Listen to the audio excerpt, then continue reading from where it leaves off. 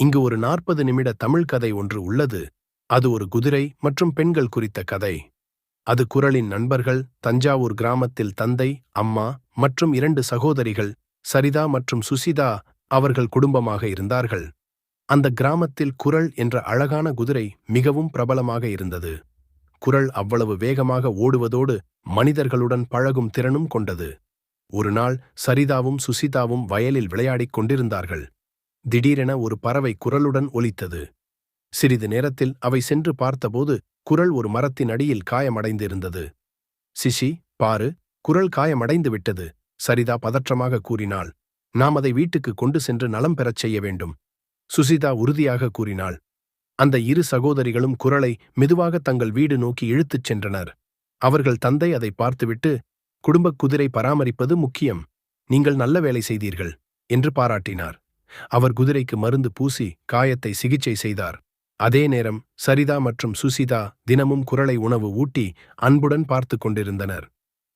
குறள் மீண்டது. 1 மாதம் கழித்து குறள் மீண்டும் முழு உடல் ஆரோக்கியத்துடன் திகழ்ந்தது. மாலை வேளையில் குதிரை மெதுவாக ஓடத் தொடங்கியது. அந்த விறுவிறுப்பை காண நேர்ந்த சுசிதா மகிழ்ச்சியுடன், குறள் நல்ல நிலையில் வந்துவிட்டது என்று சொன்னாள். சரிதாவும், நாம் இதுவரை பார்த்து கொண்டதன் பலன் இது என்று கூறினாள். எதிர்பாராத பயணம். ஒரு நாள் கிராமத்திற்கு அருகே ஒரு நிகழ்ச்சி நடைபெற்றது. அந்த நிகழ்ச்சியில் குதிரை பந்தயம் நடந்தது. சரிதா மற்றும் சுசிதா குறளை போட்டியில் கலந்து கொள்ள வலியுறுத்தினர். அவர்கள் தந்தை சம்மதித்து, நாம் வெற்றி பெறுவோம் என்றார். குறள் பந்தயத்தில் கலந்து கொண்டது. குதிரை வேகமாக ஓடிக்கொண்டு மற்ற அனைவரையும் வெற்றி கொண்டது. சரிதா மற்றும் சுசிதா மகிழ்ச்சியுடன் தங்களது நண்பர் குறளின் தோள்களை அன்புடன் தடவினர். கிராம மக்கள் அதிர்ச்சியுடன் குறளின் தைரியத்தையும் வேகத்தையும் பாராட்டினர்.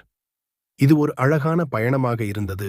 குறள் மற்றும் அந்த 2 சகோதரிகள் எப்போதும் ஒன்றிணைந்திருக்கும் ஒற்றுமைக்கு எடுத்துக்காட்டு. இங்கே கதை தொடர்ந்து விரிவாக. குறள் மற்றும் சகோதரிகள்.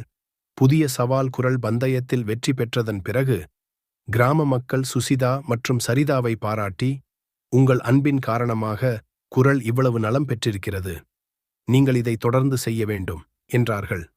ஆனால் அவர்களின் மகிழ்ச்சிக்கு இடையூறாக அடுத்த கிராமத்திலிருந்து சில குதிரை பயிற்சியாளர்கள் வந்தனர்.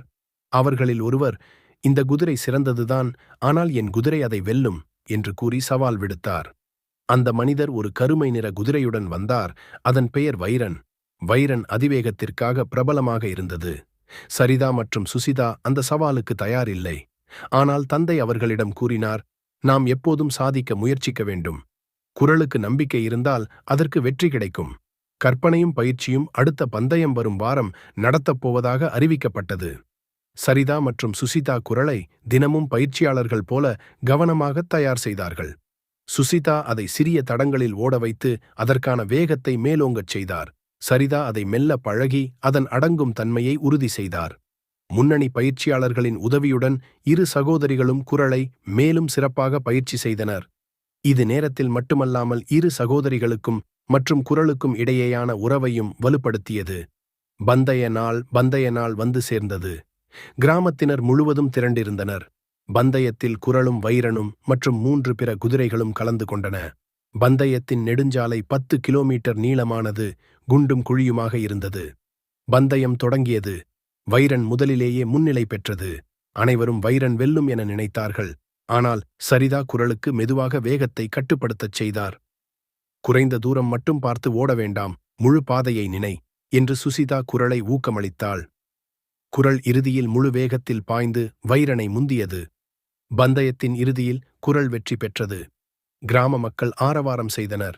கடைசி மகிழ்ச்சி வெற்றிக்குப் பிறகு குறளும் 2 சகோதரிகளும் கிராமத்தின் பெருமைமிக்க சாதனைகளாக இருந்தனர். அடுத்த கிராம மக்கள் கூட அந்த 2 குழந்தைகளையும் அவர்களது குதிரையையும் பாராட்டினார்கள். இதை உணர்ந்து சுசிதா கூறினாள், நம் முயற்சிகளுக்கு நம்பிக்கையும் அன்பும் இருந்தால் எதையும் சாதிக்க முடியும். சரிதா சம்மதித்து, குறளின் வெற்றி நம் குடும்பத்தின் ஒருமைப்பாட்டையும் காட்டுகிறது என்றாள். குறள் இனி ஒரு சாதாரண குதிரை அல்ல, அது சகோதரிகளின் தோழன் மட்டுமல்லாமல் கிராமத்தின் அடையாளமாக மாறியது. கதையின் முழுமை. சரிதா, சுசிதா மற்றும் குறள் அடுத்த நாள் முதல் மேலும் பெரிய இலக்குகளுக்கு பயணித்தார்கள். மற்ற கிராமங்களில் நடந்த பெரிய பந்தயங்களிலும் அவர்கள் கலந்து கொண்டு வெற்றிகளை தொடர்ந்து சேர்த்துக் கொண்டார்கள். அந்த கிராமம் குறள் என்ற பெயரால் பிரபலமாகும் நாள் வந்தது. இல்லாத இடத்திலிருந்து தைரியத்தையும் ஒருமைப்பாட்டையும் கொண்டு சாதிக்க முடியும் என்பதற்கான ஒரு அழகான கதையாக இது அனைவரும் நினைவில் வைத்துக் கொண்டனர்.